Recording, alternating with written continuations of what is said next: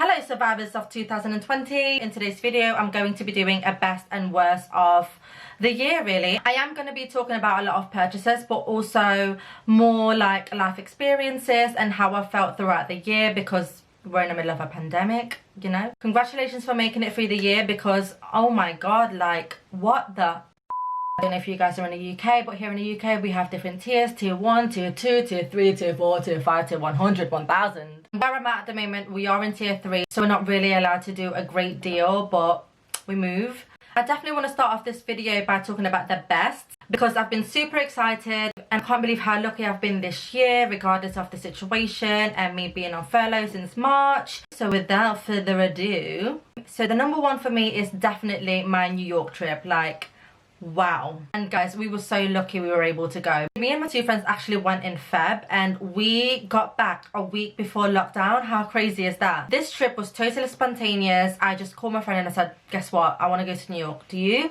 Yes? Okay, let's book it. So that's literally how the conversation went. And then we started hearing about coronavirus in the news and we were just like, you know what, it's not really going to affect us, it's fine, it's nothing crazy. I'd never been to New York before. I have been to America before and I've been to loads of different countries before, but something about New York just leaves a print in your heart. I don't know what it is. I literally loved everything about that trip, from sightseeing, the food, the people that we met, just the raw grittiness of the city. I would go back in a heartbeat. Okay, so I'm going to talk about the beauty products that I've been loving first. This only came out like literally a week ago, so I'm surprised I actually really love this product already. And it's a Fenty Beauty Pro Filter Soft Matte Powder Foundation in the shade 290. I've already applied my concealer and set my under eyes, but other than that, the whole face is bare. And this is what it looks like inside. And if you lift the top thing up, you get the sponge, which I'm actually going to use right now. So I'm going to apply this on my forehead first.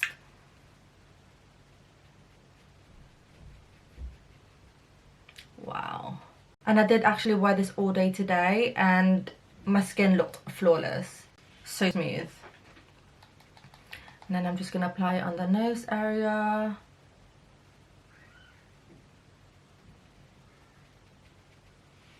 Can you see the difference? Like, hello. Okay, so now I'm gonna do the cheek area.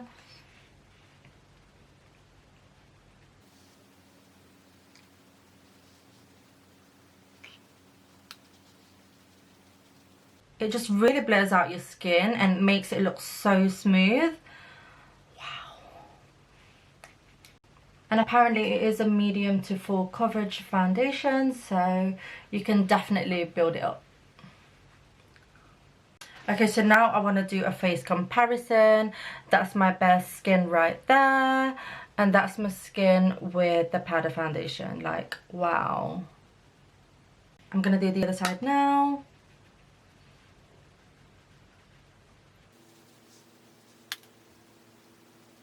And that, my friend, is the Fenty Soft Matte Foundation Powder, or powder foundation, whatever you want to call it, and I highly recommend it. I know I've only had it for a couple of days. Actually, I've only had it for a day, but like I said, I wore it all day and my skin looked flawless, so highly recommend.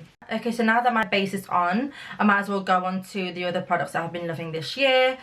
This bad boy, I don't think I'll use another bronzer. Even if I run out of this one, I think I'm gonna have to get the refill because it's just so good. And this is the Charlotte Tilbury Airbrush Bronzer, and I've got it in the shade 3 Tan. And I've been using the Patrick Ta face brush to apply this. So yeah, I'm just going to go ahead and show you guys right now.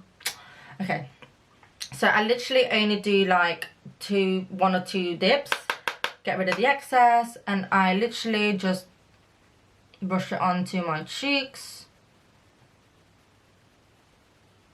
Oh my god, look at that. And that's normally enough for me.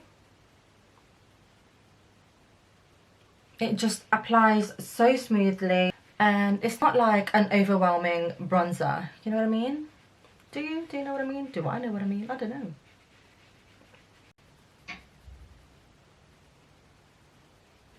This is not actually in my favourites, but I'm just going to put it on anyway because it's the first blush I saw. But it's the Patrick Ta Major Headlines, and I'm just going to quickly put that on. so I don't look crazy with just bronzer on.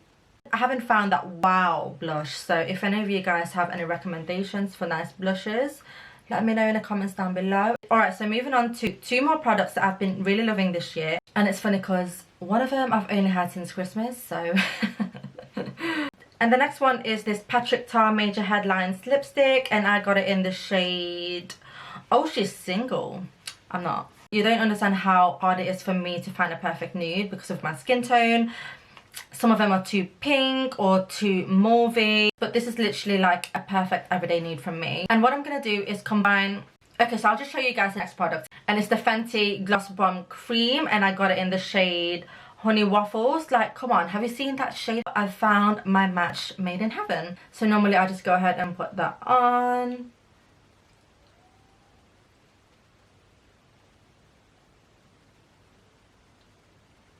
And then I put the Fenty lip cream on top.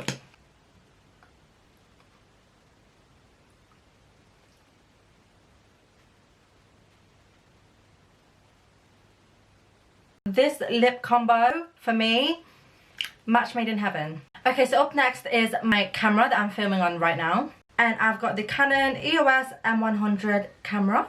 And basically when I first started YouTube, I was filming on my phone. And there was nothing wrong with it, to be fair. I just wanted better quality, and I wanted a camera that had the flip. I had the flip monitor. Yeah, I wanted one of those. And I thought this would be the perfect one for me. Next on the list is my baby right here, and it's my Louis Vuitton Pochette Accessoire, and this is 100% one of the best purchases of the year. And to be honest, I don't think the price is that bad considering Louis Vuitton is one of the top luxury designers. I paid £450 for this bad boy and I do not regret it. So next up are my Yeezys. Nearly hit myself in the face. These are just really comfortable, and these are the first Yeezys. No, actually second, the first one I sold. But yeah, so these are... I don't know, are they the 350? And yeah, these are definitely in my best purchase list. And next up is my Air Jordan 1s in rose quartz. I absolutely love these, and these are literally one of my favourite trainers ever. This is Slice Lie, one of my favourite purchases in 2020.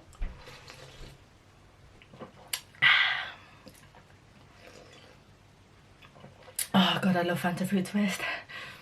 The next item was actually one of my Christmas presents, and I have to take them off because I'm wearing them right now. And these definitely go on the best purchase list. These are my UGG slippers that I'm obsessed with, basically. And that's something that I probably wouldn't have spent my money on because £80 on a pair of slippers is a little bit too much.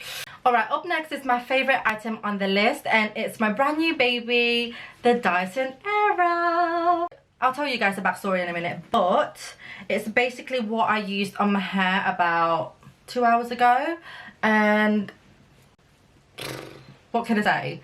It's absolutely amazing. It just gives you that nice blow dry look without going to the hairdressers. I didn't actually buy the complete set, I bought the smooth styling kit. This is what it looks like.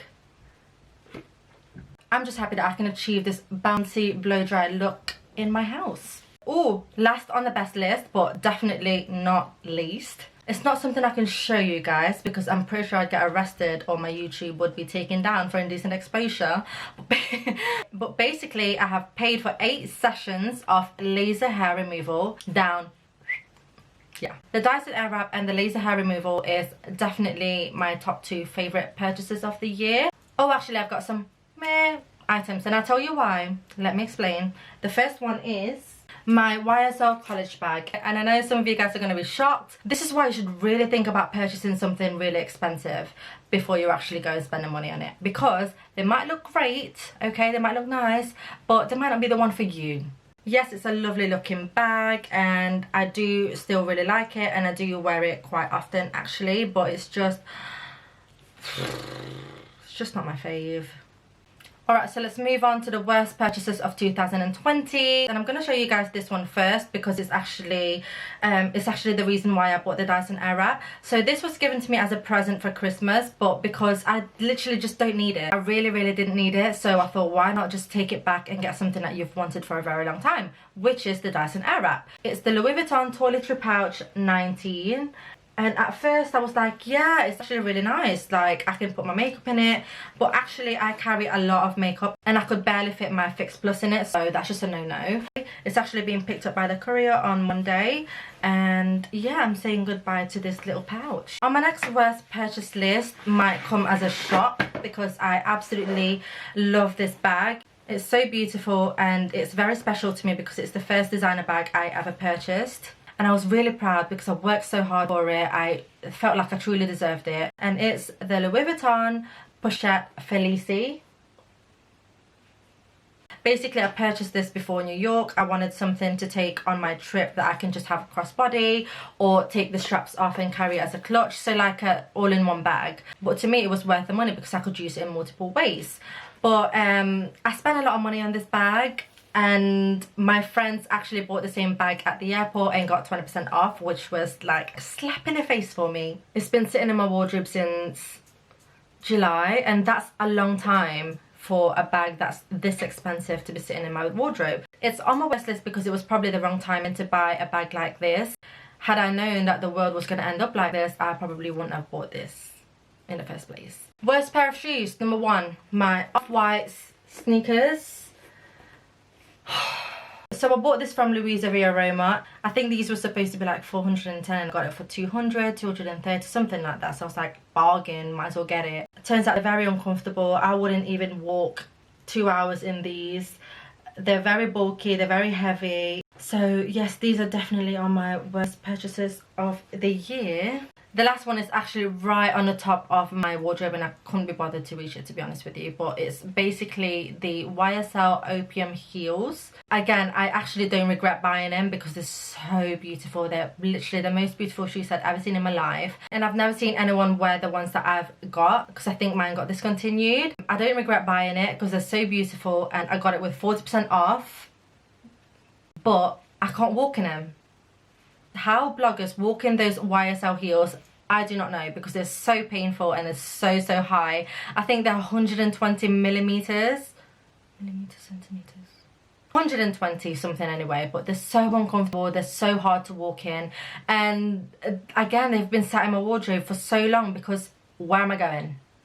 Where am I going? Nowhere. And it's just one of those purchases that were bought at the wrong time. And that concludes my best and worst purchases in 2020. Now, I know we were talking about material things just now, but for me, the best thing to come out from this year is definitely the fact that I've found myself as a person. I'm at the happiest I've ever been, despite the fact that I'm currently still on furlough, so I'm not working, I'm just at home all the time. But having said that, I have been spending all the time in the world with the kids.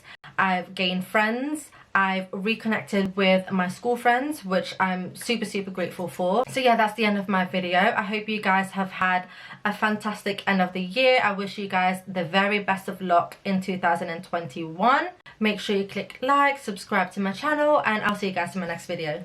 Toodles!